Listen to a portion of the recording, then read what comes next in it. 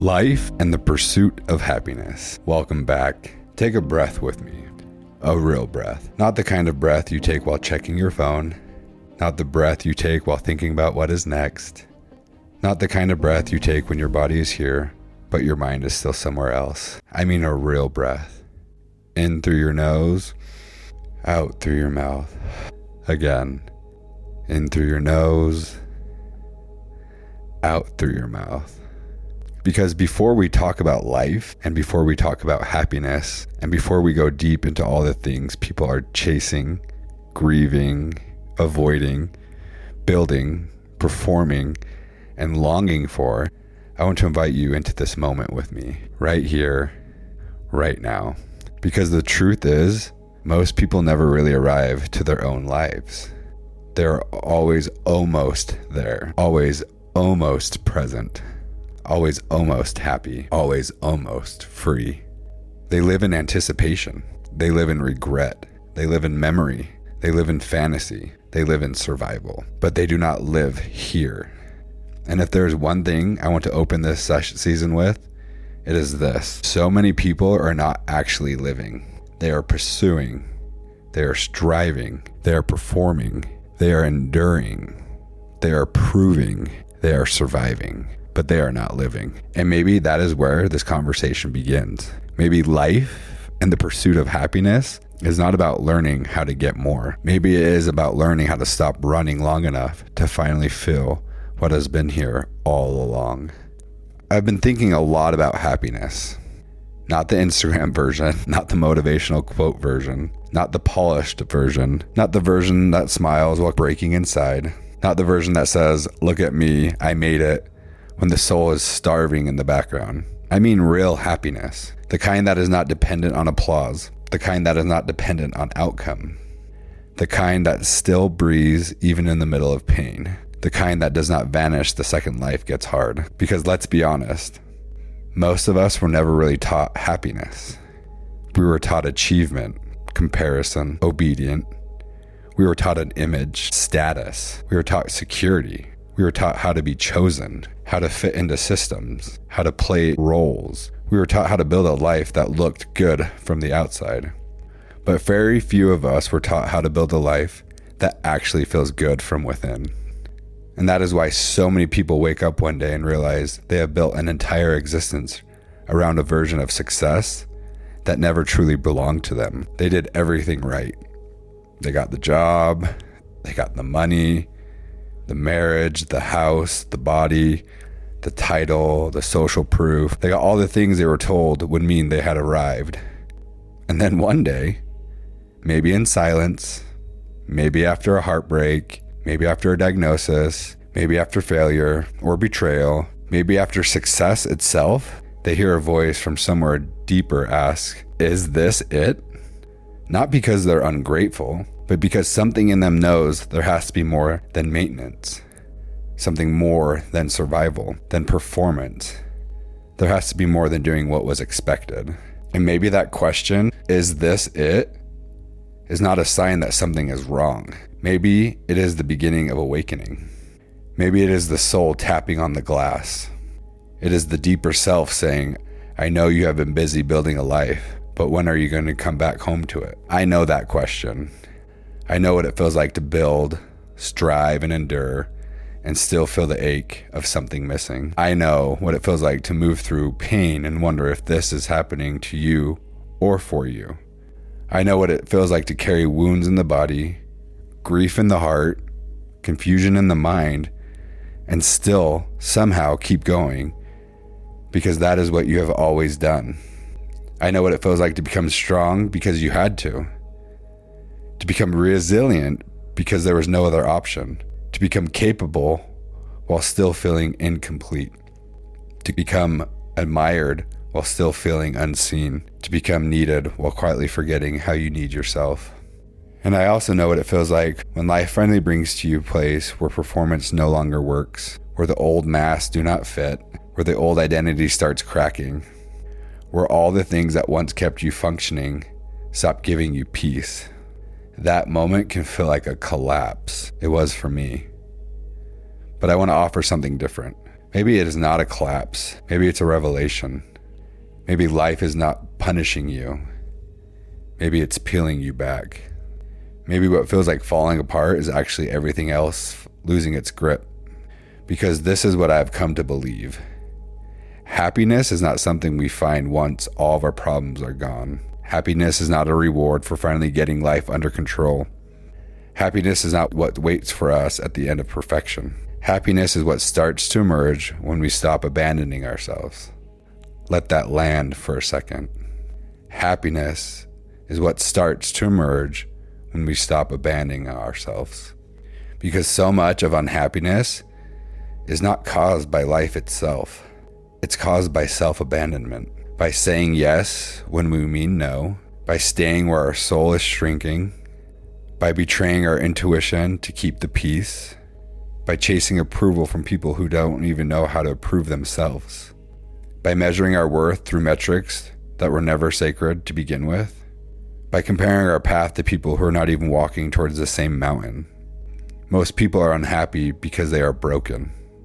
They are unhappy because they are disconnected from truth, their body, their purpose, their spirit, disconnected from joy, presence, disconnected from what their life is actually asking of them. And the hard part is, disconnection can look very successful. Disconnection can wear a nice suit, sound articulate, can post powerful captions, build companies, lead teams, smile in public, can even become inspirational. But under it all, there's still that ache that says, I am doing life, but I am not inside of it. I think that is why so many people numb, not because they are weak, not because they are bad, not because they do not care. They numb because somewhere along the way, they forgot how to feel safety. And if you cannot safely feel, you cannot fully live. If you cannot fully live, you cannot fully receive joy. And if you cannot receive joy, then life becomes management. And management is not happiness. Happiness is aliveness. Happiness is congruence. Happiness is the body exhaling, because what you say, what you feel, what you know, and how you live are finally starting to match. That is why some people have very little and still radiate peace, and other people have everything and still feel haunted. Because happiness is not first about accumulation, it's about alignment. And alignment, it is expensive. It costs you the masks, the performance, the approval addiction, your old identity, the fantasy of who you were supposed to be, the comfort of you pretending. But what it gives back is everything. It gives you breath.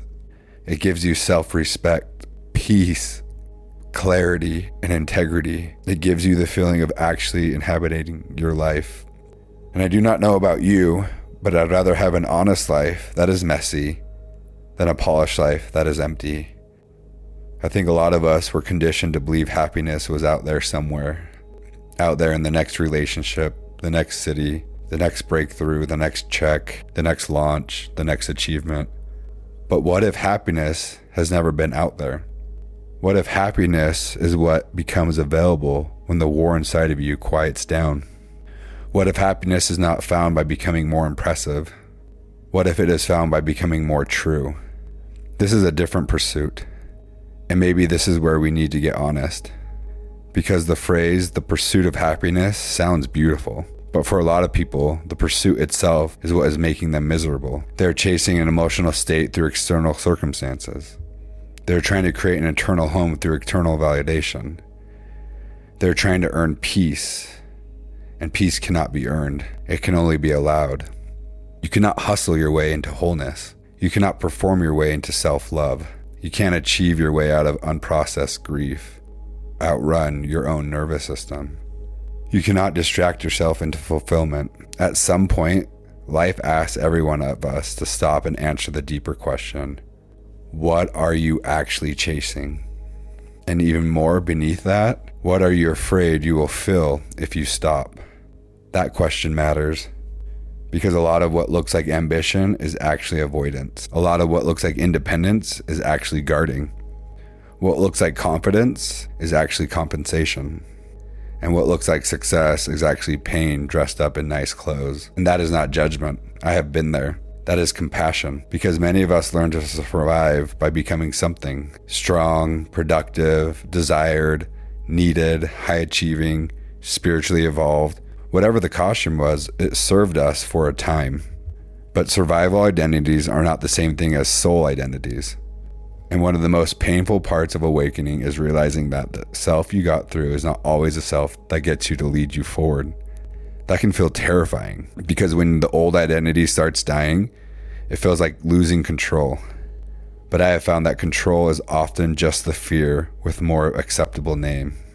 We say we want certainty, but what we really want is protection. We say we want a plan, but I think we really want is to not be surprised by pain again. We say we want happiness, but often what we really want is relief. There is a difference. Relief is the temporary easing of discomfort. Happiness, real happiness, is deeper. It is not the denial of pain. It is the capacity to remain open to life in the midst of it.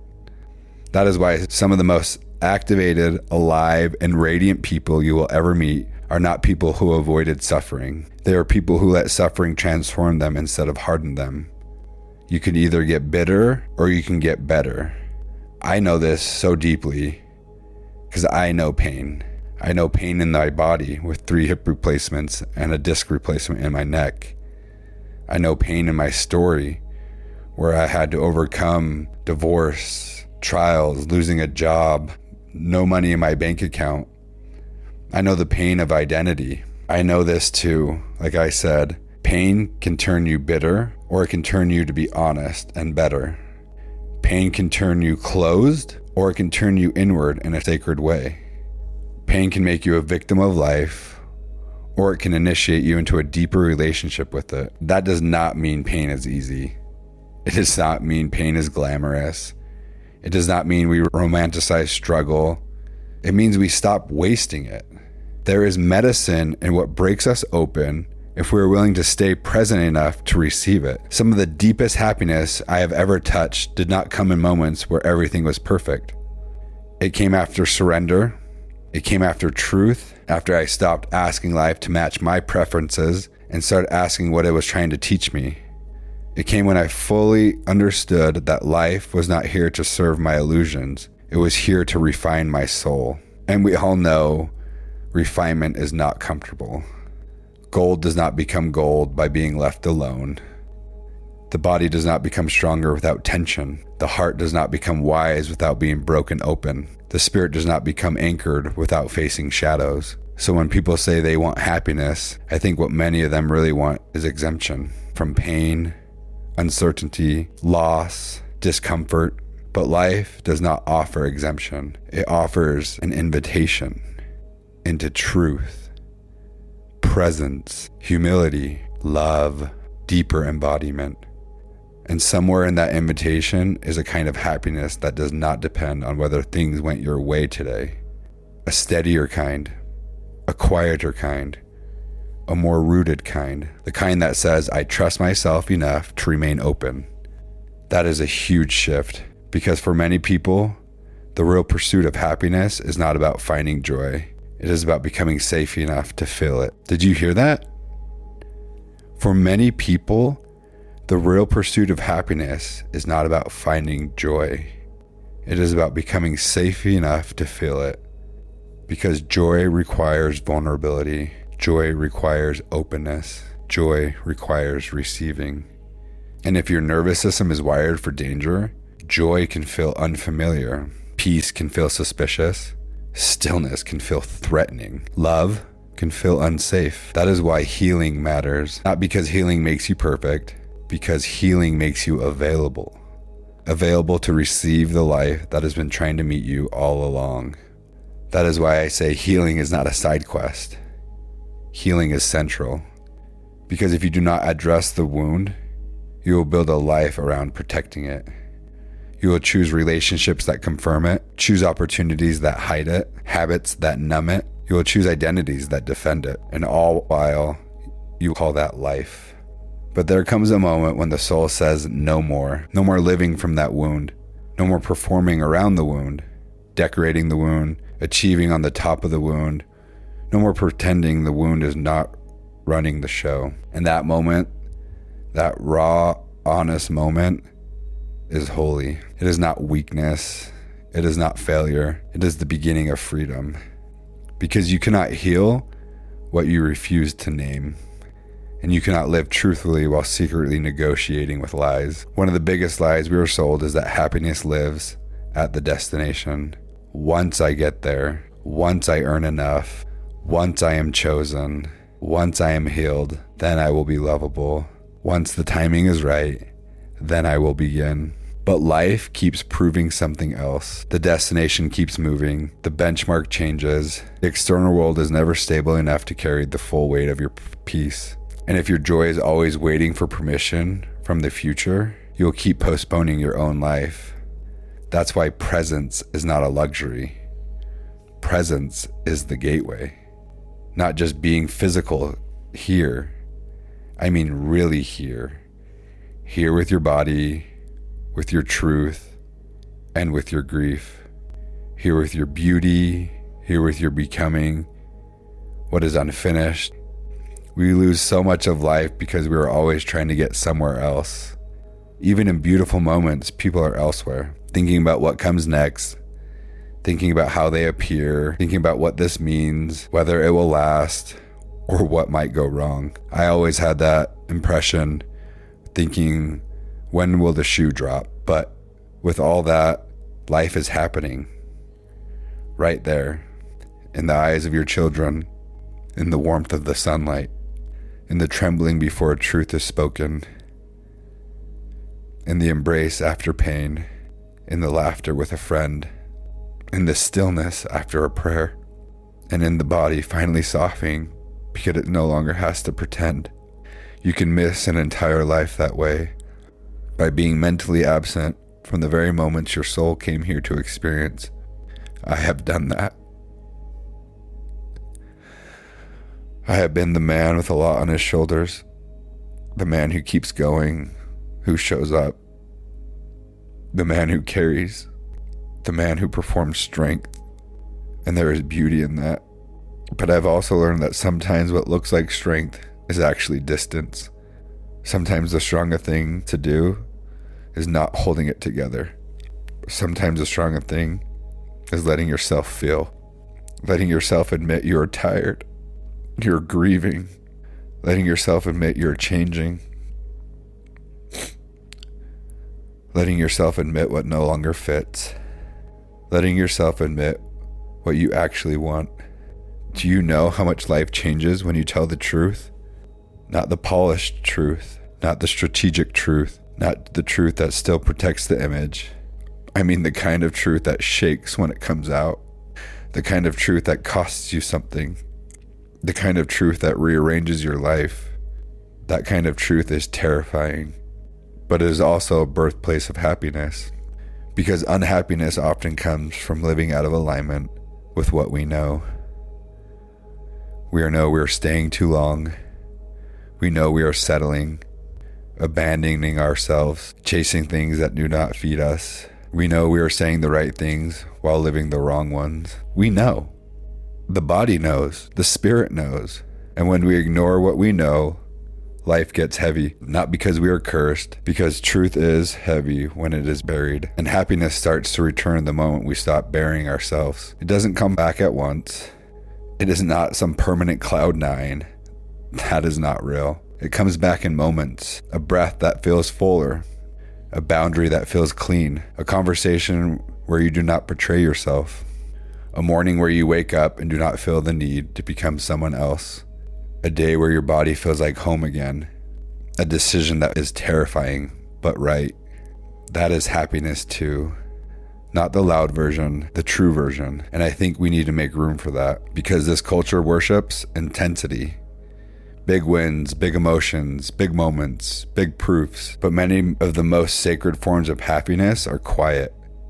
Peace is quiet. Integrity is quiet. Relief after truth is quiet. A regulated nervous system is quiet.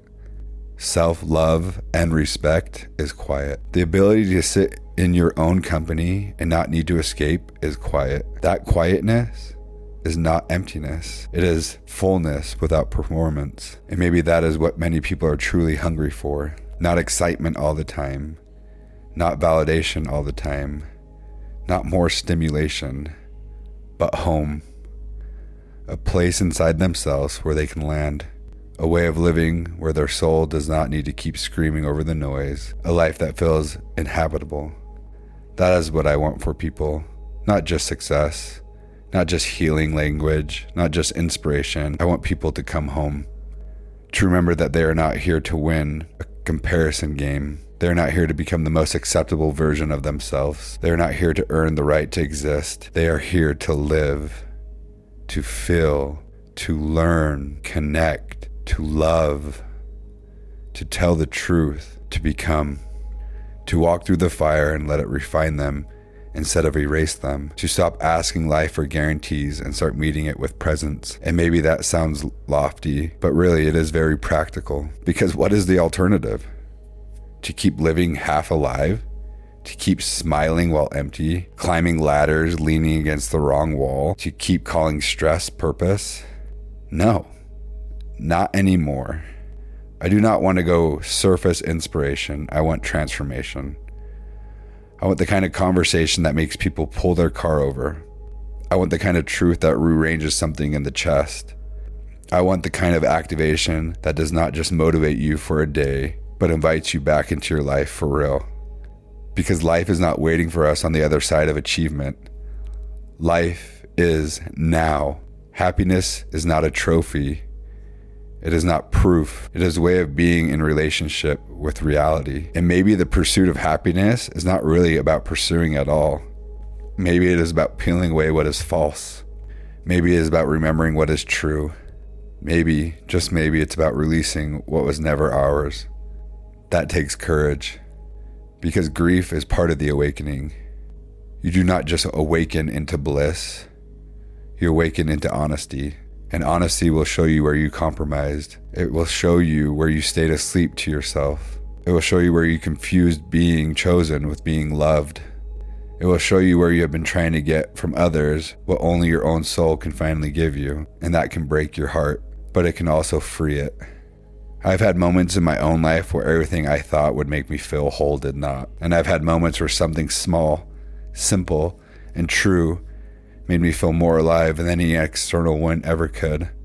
My son putting his head on my lap, looking up at me and saying, "Dad, I love you. Are you proud of me?" Yeah. Gosh, I am very proud of you. A conversation where I was fully seen. A sunrise after a long night. A breakthrough in pain that reminded me the body listens. A spiritual moment that cracked the illusion and brought me back to reverence. Those moments taught me something. Happiness doesn't always arrive how the ego expects.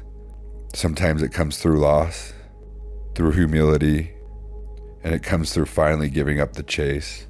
And maybe that is the paradox. The more aggressively we chase happiness, the more it just stays out of our reach. The more honestly we inhabit our lives, the more happiness starts appearing in places we were too distracted to notice before. In breath, connection, service, beauty, sovereignty, and peace. I love that word, sovereignty, because happiness without sovereignty is fragile. Because if your peace depends on everyone liking you, it is fragile. If your joy depends on constant success, it's fragile. If your worth depends on being wanted, again, it's fragile. And if your identity depends on never falling apart, it is fragile. Sovereignty says, I belong to myself, not in a closed off way, in a grounded way, in a holy way, in a way that says I can love deeply without abandoning myself. I can serve without disappearing. I can connect without losing center. I can feel pain without becoming it. I can have a soft heart and a strong spine. I can walk with tenderness and truth. That is where a deeper happiness lives. Not in control, in rootedness, not in perfection, in congruence, not in certainty, in trust. Trust in self, trust in the unfolding, trust in spirit, trust that even when life is dismantling what I thought I wanted, it may be making room for what is truer. That does not mean everything happens for a simplistic reason. I'm not interested in spiritual cliches. I'm interested in lived truth.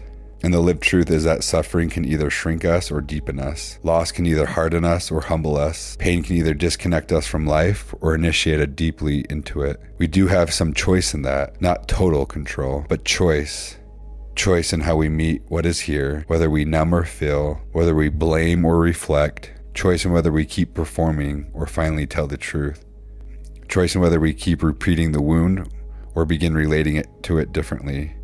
Choice in whether we live by default or by design. That choice matters. And I think people underestimate how much power there is in one honest choice. One real boundary can change your life. One truthful conversation can change your life. One act of self-respect can change your life.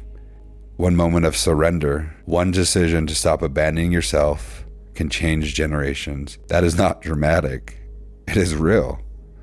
Because when one person chooses truth, everyone around them feels it. When one person heals honestly, they stop passing pain forward the same way. When one person lives with more presence, their children feel it, their friends feel it, their partner feel it, their work feels it. Their energy changes a room. This is bigger than happiness as a private emotion. This is about how we inhabit life itself. This is about whether we want to become consumers of life or participants in it. Whether we want to drift through unconscious patterns or wake up enough to become authors. Whether we want to keep saying maybe someday or finally say now. And I know that word now can scare people because now is where all the excuses die. Now is where we stop outsourcing our lives to the future. Now is where we stop negotiating with what we already know. Now is where we stop saying one day I will be happy and start asking, what would it look like to stop betraying myself today? What would it look like to tell the truth today? What would it look like to honor my body today? What would it look like to soften? What would it look like to choose alignment over image today? That is how life changes. Not all at once, but honestly. Not perfectly, but reverently. One true decision at a time. If you're listening to this right now and something in you feels cracked open, good. That means you're still alive in there. That means the deeper self can still hear. That means the soul has not gone numb. That means there's still sacred movement available. Maybe you have been chasing happiness through the wrong doors. Maybe you've been trying to prove your worth instead of inhabit. Maybe you've been building a life that looks good while your spiritly quiet asks for something more honest. Maybe you are tired. Maybe you are ready. Maybe you do not need another strategy. Maybe you need a return to the body, to truth, simplicity, to what matters, a return to your own inner knowing, a return to God, to self, to life itself. Because life is not over there. It is not in the next season or in the next title or the next relationship. It is not in the next milestone. Life is right here asking, will you join me? Will you stop standing outside your own existence? Will you stop making your joy wait? Will you stop treating your soul like it's an inconvenience? Will you trust what is true may not always be easy, but it'll always be lighter than living a lie? That is an invitation. As I open this episode, that is what I want to stand for.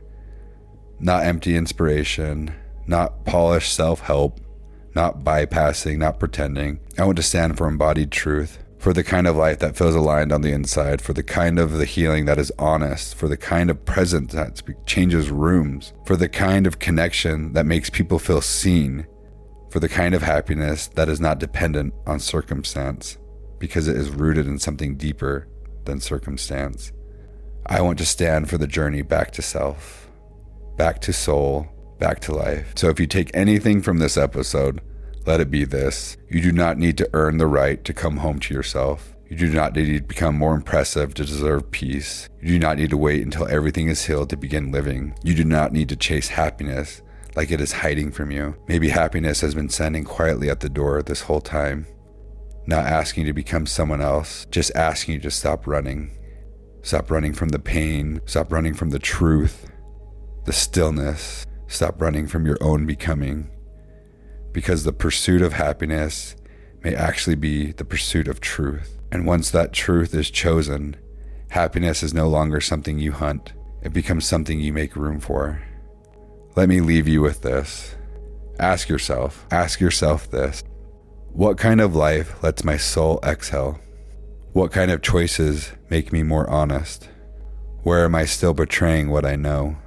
What am I chasing that cannot love me back? What would it look like to stop performing and start living? And maybe the deepest one of all, what if the life I am longing for begins the moment I stop abandoning myself? Sit with that. Breathe with that. Be brave enough to let those questions work on you, because life is so precious. And not just because it is fragile. Life is precious because it's responsive. It meets us according to how we meet it. Meet it in numb and it feels distant. Meet it defended and it feels hard. Meet it honestly and it starts relieving itself. Meet it with reverence and it becomes sacred. That is the path I want. Not a perfect life, a sacred one. Not a painless life, a present one. Not a life that impresses everyone. A life that is true enough for my soul to recognize itself in it. That to me is happiness. Not the finish line, the felt sense that I am no longer living against myself, that I am no longer divided inside, that I am here, that I am open, that I am listening, that I am alive. Thank you for being here with me. Thank you for listening with your heart, not just your ears. Welcome back to your life.